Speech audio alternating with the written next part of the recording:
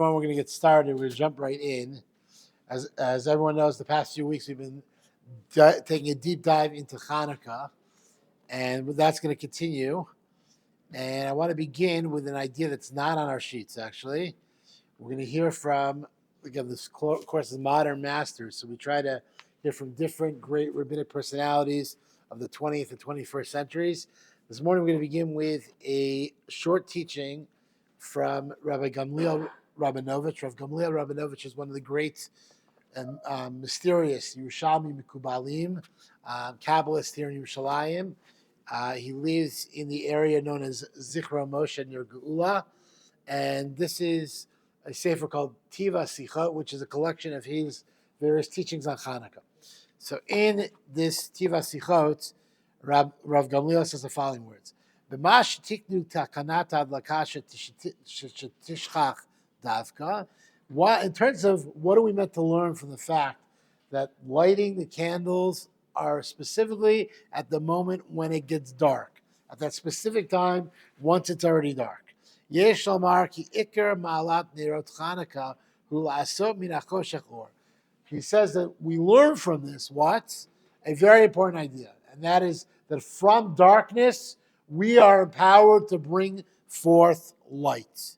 Okay? La'afoch hashucha linura. In other words, that the nerot Chanukah, that ikar ma'alat nerot Chanukah hu la'asot min hachoshech or. The idea, the essential message of the Chanukah lights is to teach us this very powerful message of from darkness, be a light. Bring light into the darkness and turn the darkness to light. And he says, "V'hainu ikar tachli la'olam hu la'ir or Hashem b'toch hachoshech." That really the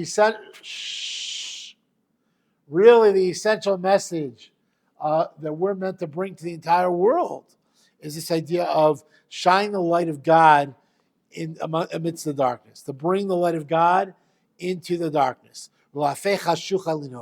and to turn the darkness into light.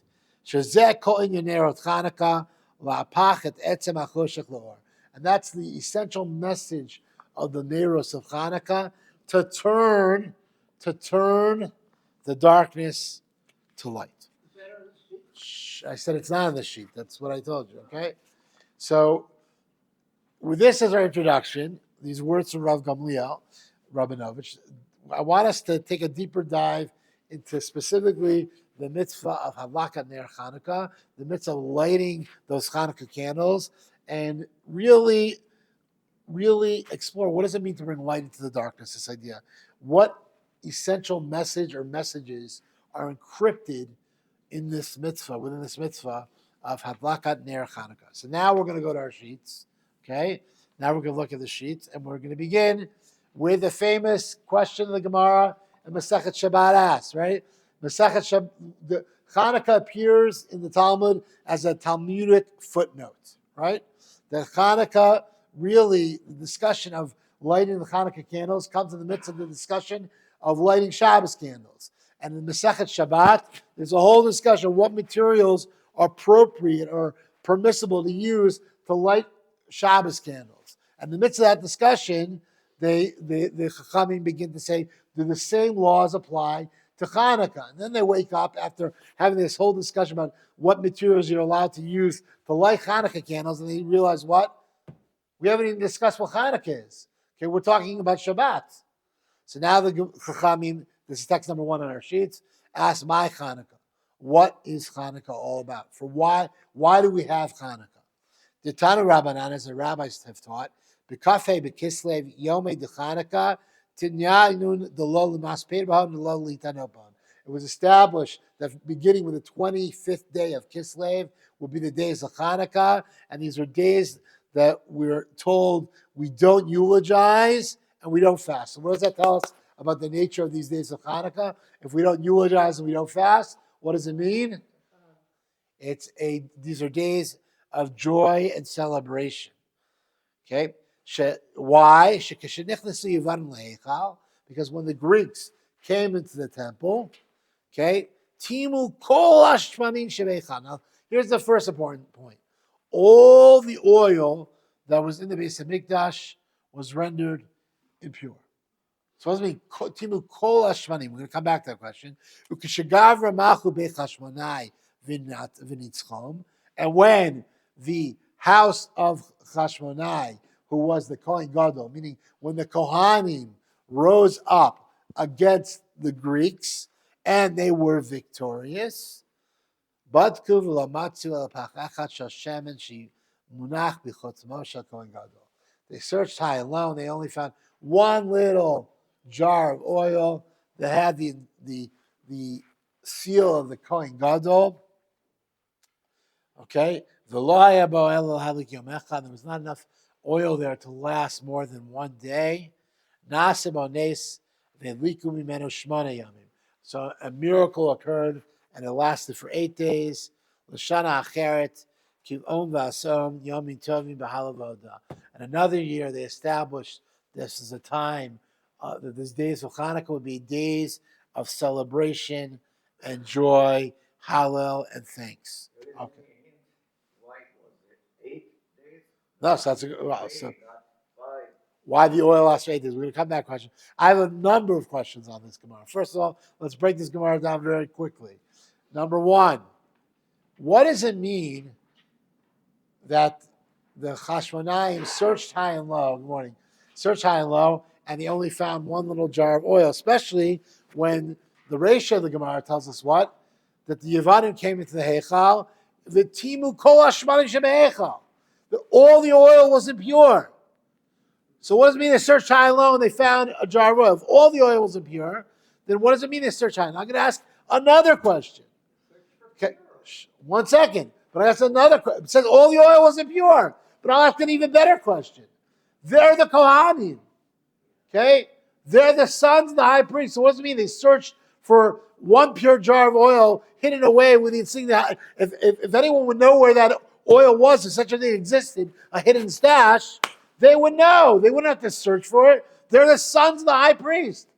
What does it mean they searched high and low? They couldn't find. Okay? And I'll ask another question. Where in the annals of halachic literature does it state that the Kohanim, okay, put a little OU or bedatz on the shemen? The answer is it doesn't. So what is that added detail that they searched high and low dafka for some miracle oil that shouldn't have existed because all the oil was impure, that had the insignia of the high priest, that if they searched for it, they would know where it is. What does it mean they searched for it? They're the sons of the high priest. And I'll ask one other question. Why Dafka Eli's question? What's the significance of Dafka 8 days, of the mirror that it burned for 8 days? Now, first of all, we know that number 8 in the annals of Jewish scholarship, particularly in the annals of Chassidut and Kabbalah, that 8 represents what? 7 represents the days of creation, meaning the realm of the natural, teva, and 8 represents something being supernatural. Okay, Yotzei Nekal, more than Yotzei Nekal, supernatural, being beyond lamala min teva, beyond the constraints of what appears natural, the natural sciences and logic, and that's a very, very important component of this entire story and the entire message of Chanukah that we're going to come back to. Okay, so we're going to come back to all these questions. We're going to learn from a number of, as usual, a number of great masters, and we're going to start with the Shemi Shmuel. The Shemi Shmuel, Rabbi Shmuel Barenstein, is the second Rebbe of Sakachav, the second Sakachav Rebbe. He is the son of the great Hasidic Rebbe and Posek, the Avnei Nezer, Rabbi Avram Barenstein, and the Shemi Shmuel is text number 2 on our sheets, says the following: Yadua sheshemen hu semel hachachma b'Yisrael. He says we know that oil, this idea of oil, is somehow representative of Jewish wisdom. Okay. I think that's the way why you put oil on the water, it separates itself. Or in other words, the Jews are separating themselves from the goy. Koliyat. Okay? Maybe that's part of it. But he says that the idea of oil represents specifically chachma. and the Jewish people have a different understanding of how things work. Ulazaya tzarich lepach shechatum b'chotmo shel kohen gadol. Why? And that's why they needed to find and that's the significance of the Gemara's statement that they searched for a jar of oil, specifically with the seal of the kohen gadol. Why? Shehud sinor lashpa mimala. Because what is the role of the kohen gadol? Okay, what did he represent? He represented the idea of being a pipeline of sanctity from above. Okay, the avodah that the Kohen Gadol did in the Beis Hamikdash on behalf of all OUisrael, he was the conduit. He was a tzinor, a pipeline to receive blessings and kedusha from above. That was the role of the Kohen Gadol. The tzinor, and this word tzinor, hu otiot ratzon. And the letters of the word tzinor, which means pipeline or conduit, okay, are the same letters as the word ratzon, which means what? Desire. Okay, shehu HaKohen Gadol. And this is the role of the Kohen Gadol. Me'orer haratzon ha'elyon al Yisrael. To inspire a heightened desire, okay, a heightened commitment on behalf of the Jewish people. V'hu lemala mi'asecha. And this idea is beyond human intellect. Okay, ratzon. This is a very important idea that the Rabbi is introducing here. That ratzon is beyond intellect. What does that mean? Listen to how he explains it. And for a Jew, what? The idea of serving God, of being committed to avodas Hashem, that has to what? Transcend logic and natural comprehension. Sometimes things may seem what? Our situation, our circumstances may seem difficult, may seem impossible. And according to our human intellect, what? It may seem like there's no way out of the difficulties we're facing. Okay? But a Jew has to believe what? Yeshuat Hashem K'arafayim, that Hashem can bring a redemption at the blink of an eye. Hashem is beyond, right? Back to your question about 8 verses 7. Hashem is beyond the constraints of Teva, of nature. And therefore, Ratzon, if we want to fulfill the will of God and live up to, as Rav Gamliel said in the beginning, right? That the role of a Jew is to bring light into the darkness. If we want to live up to it, then we have to believe what? That even when things seem bleak and hopeless, that HaKadosh Baruch Hu can bring a Yeshua at the blink of an eye. And we have to demonstrate that commitment and faith that we believe that that's possible. And when we do so, what happens? What happens? We find the strength to stand and fortitude to stand up and sanctify Hashem's name. And that's how we were able to overcome the Greeks. Think about this. Who were the Chashmonaim? The Chashmonaim weren't warriors. The Chashmonaim were the Kohanim. Who are the Kohanim? The Kohanim are the Rabbanim. Anyone here ever read the book The Chosen? Right? Everyone's ever seen the movie? Because it's even more profound in the movie. They made a movie of it in the 1980s, right? So the opening scene of the movie The Chosen, there is a group of modern Jewish kids, more modern Jewish kids from Brooklyn that are wearing their blue jeans and their Converse All-Star sneakers, and they're on their way to a baseball game, and they're going to meet their competitors. And who are their competitors? Another group of Jewish kids who are a bunch of Hasidic boys, Bachrim, from Williamsburg, okay? And what ends up happening, you think that the cool kids that are, the opening scene, the cool kids are throwing the baseball around the diamond, and they're in their blue jeans and their Levi's and their Converse, and they look like the ones that are really ready to play ball, right? So the Hasidic boys show up, and they're all in their black coats and in their dress shoes. And what ends up happening in that opening scene? The Hasidic boys beat the pants off the more modern kids. And whenever I think about this context of the Chashmonaim overcoming the Greeks, talk about the mighty Greek Empire. And it's a bunch of Kohanim, okay? Those proverbial yeshiva boys from Brooklyn, from Williamsburg. Wow, right? that overcome the mighty Greek Empire. So how do we understand it? So how was it possible? So this is what the Shem Yishmael says here. Okay? Because the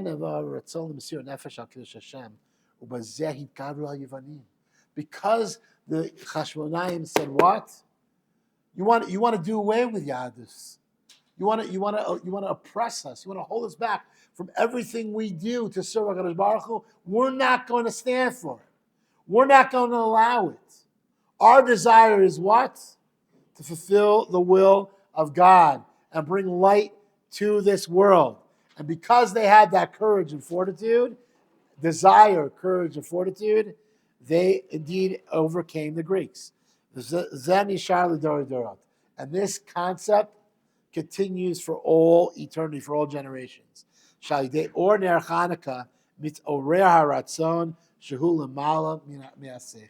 through the lights of the Chanukah candles, we are inspired to have that ratzon. Ratzon is more than just desire. Ratzon is spiritual fortitude and courage to stand up for what's right. And from the lights of Chanukah, we are reminded of the story of the Chashmonaim, how even though it seemed impossible, okay, you would never imagine that those Chashmonaim, those priests, would be able to beat and defeat the mighty Greek Empire, but because they had the ratzon and the spiritual fortitude and the courage, they were successful. And so too, when we light the Chanukah candles, we're reminded, says the Shem Yishmael, in every generation, that no matter what evil we're facing in the world, no matter what darkness we're facing in the world, if we have the ratzon, if we have the will, then indeed HaKadosh Baruch Hu will bring that Yeshua. Okay. So that's one idea. Now, Rav Kook takes us in a very different direction. Rav Kook in Ein Hayah's commentary on the Gemara and parts of the Gemara, Rav Kook, this is text number 3 on our sheets, Rav Kook says the following: Yesh bechol adam Yisrael tzad kahuna. Within every single Jew, there's an aspect of the kahuna, the priesthood. Why? Because collectively, the Jewish people are called what? A priestly nation and a holy people. The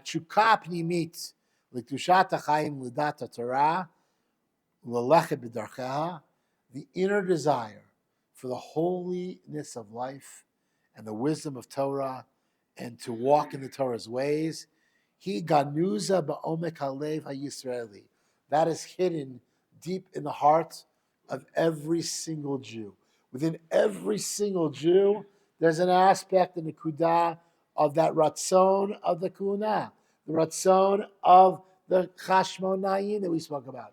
This inner desire and fortitude, what? To serve Hashem and to learn Torah and to walk in the ways of Torah. This is hidden in the hearts of every single Jew. Now let's see what Rav Kook does here.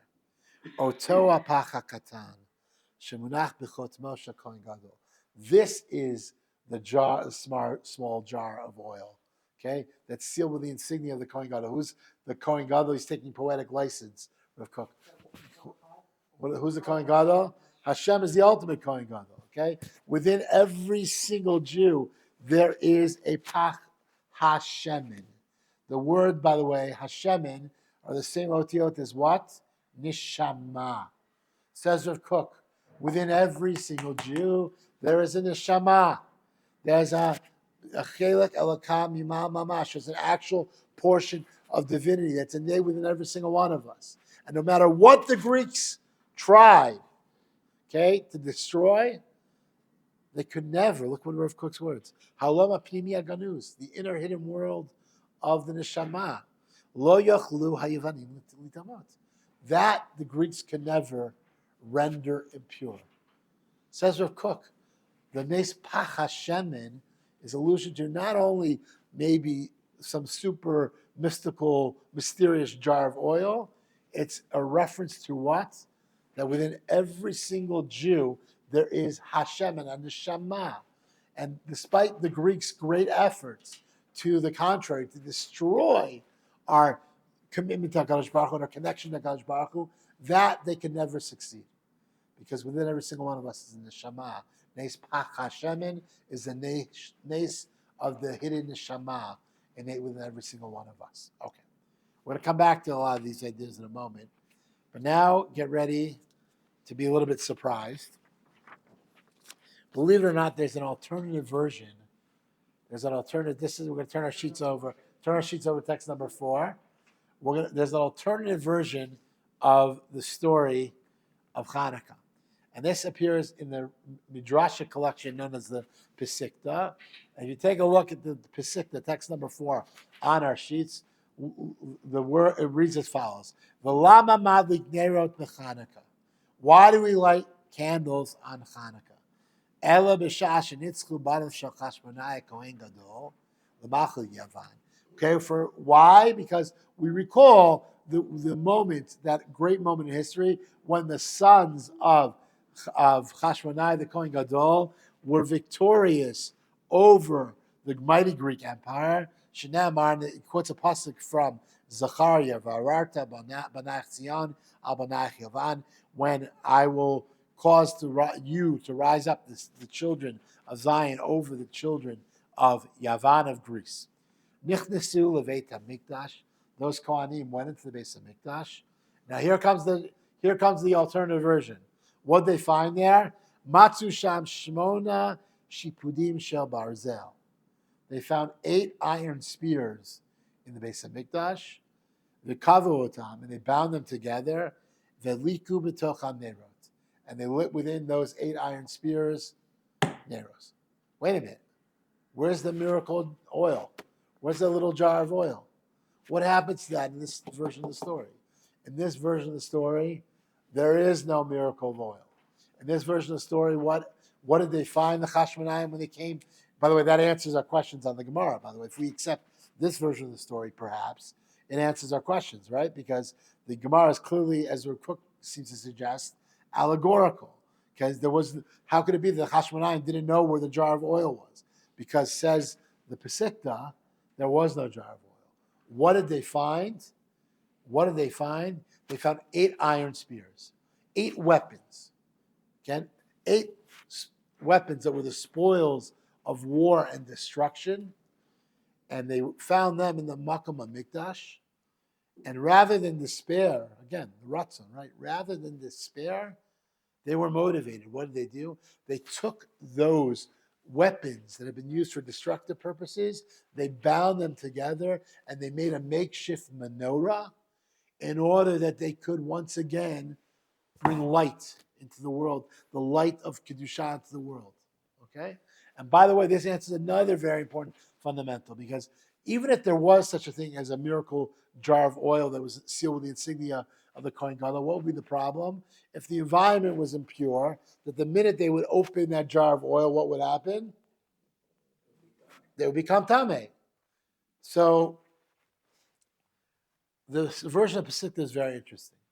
It suggests that that the reason why we light 8 candles is because, not because the oil burnt for 8 days, but because they found these spears, and rather than have the normal seven candle menorah that existed in the base of Mikdash that had either been rendered completely impure or been destroyed, they took to these 8 spears that they found. They took these weapons of destruction, transformed them. Talk about malim b'kodesh ve'emoridin, right? Of going up in sanctity and not going down in sanctity.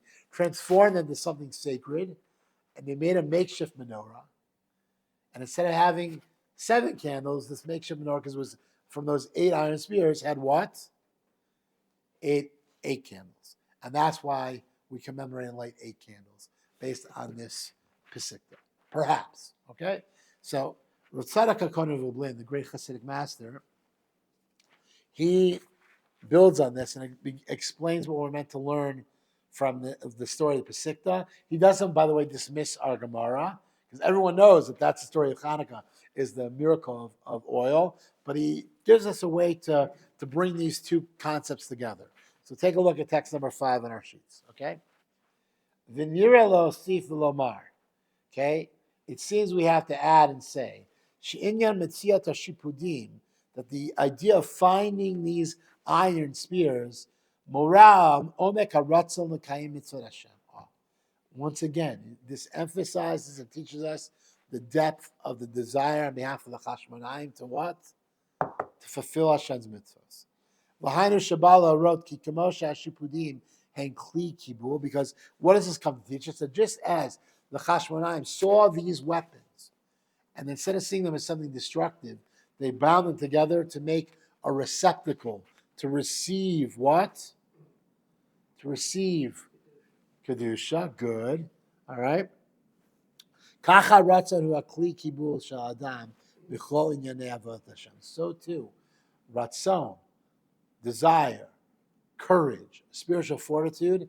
That is a kli kibul. That becomes a receptacle for us in all areas of avodas Hashem. I was going to explain this. V'im yesh lo kli kibul, HaKadosh Baruch Hu mimalei oto. If a person makes himself into a kli, makes himself into a vessel to receive Hashem's blessings, then what happens? Hashem will fill him up. Okay?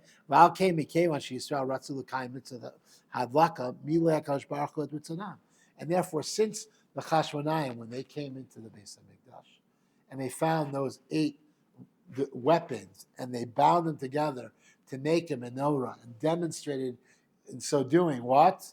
Their desire and commitment to light the menorah in the Beis HaMikdash, HaKadosh Baruch Hu fulfilled their wish and their desire.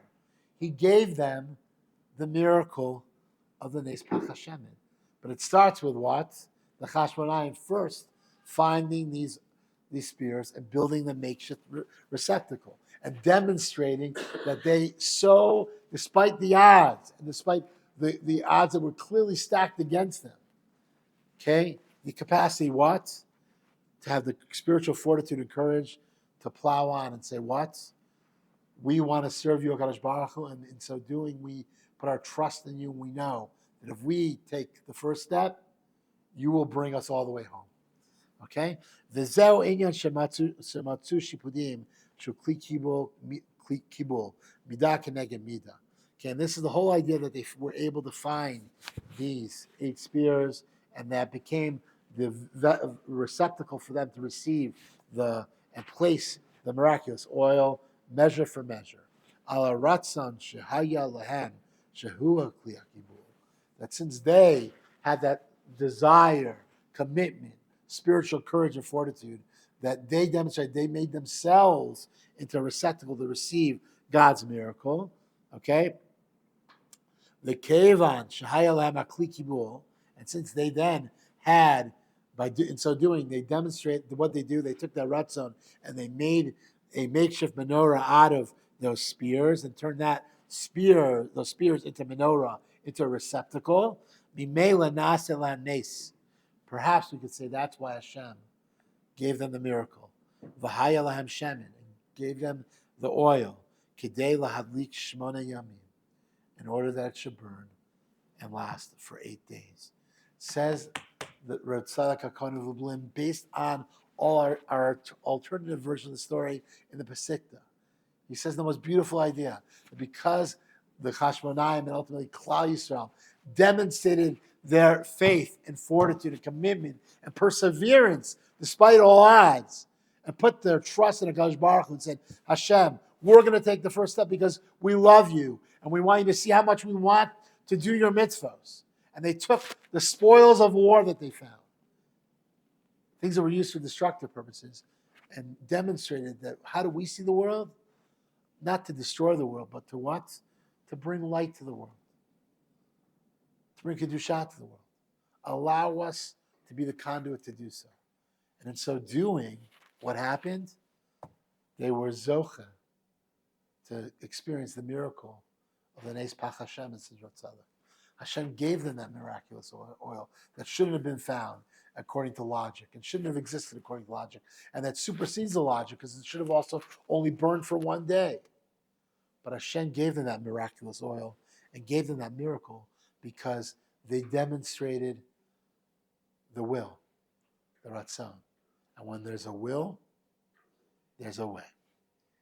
And now we're going to learn just a couple of lines to bring this all together from the Nesiva Shalom, the Slonim Rebbe of Blessed Memory. The Slonim Rebbe, Rabbi Shalom Noach Brzezowski, was a great Hasidic master who died in the year 1999. This is a pretty contemporary Hasidic master. He is a Nitzal Shoah. He was a survivor of the Shoah who came on Aliyah in Islam in the late 1940s. He comes together with his father-in-law, the previous son of Rebbe, the Birkas Avraham, and he begins his career as the Rosh Yeshiva of the Solomon Yeshiva in Mea Shearim. And in 1981, when his father-in-law passes away, he becomes the Solomon Rebbe. His farm, the Nesiva Shalom, are very, very famous and beloved across all circles. We're just going to learn a very short snippet from the Nesiva Shalom on Chanukah that I think is going to bring this all together. Etzem Metzir Pach Hashemin Hi Min Hagiluim Agdolim Shegilah HaKadosh Baruch Hu B'Nes Chanukah. He says this revelation, the miracle, the finding that jar of oil is one amongst the great revelations that Hashem brought to us in the miracle of Chanukah. La'ir Yisrael, to teach the Jewish people at to enlighten the Jewish people at Chashechat HaGalut HaRukah Shelo Yityashu Le'olam, to teach the Jewish people in the midst of the darkness of the long and extensive galus that they're going to experience, that what? Shelo Yitashu Le'olam, to never give up hope, to never surrender. Ki b'chol matzah Hashem nitzaim, because in all circumstances they find themselves, yesh lahem ekoach pach Hashem. In all circumstances the Jewish people find themselves, we can find strength from the story and the miracle of the Nes Pach Hashem.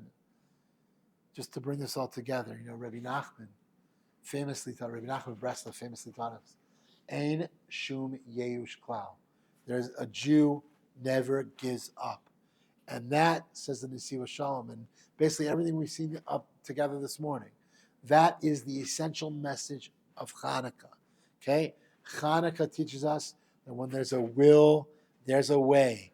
When we demonstrate our determination and courage to bring that light to the world, okay, to overcome and outshine the darkness, it's in those moments that we can experience miracles. And that Kadosh Baruch Hu brings us deliverance and salvation. You hear I tell my bracha for every single one of us as we look ahead and prepare for the awesome Yom Tov of Chanukah, is that we should be empowered to realize and recognize the gift that is these great days of Chanukah. And as Rav Moshe Wolfson, who we've learned from before, tells us that the word Chanukah is really comprised of two components. Chet, meaning 8 days, Kohen. That throughout the entire 8 days of Chanukah, every single one of us, when we light our candles, we become a Kohen. Whether we're a Kohen Levi Yisrael, but every single one of us is like the Kohen in the Beis HaMikdash, reminding the world through lighting our candles that when there's a will, there's a way. When we demonstrate the Ratzon to fulfill Hashem's will and to bring the light of sanctity and Kedusha to the world, HaKadosh Baruch Hu will take us home, will deliver us, and bring salvation. You hear that, some, and we'll be blessed to experience that in the days ahead. Yes. I have a question.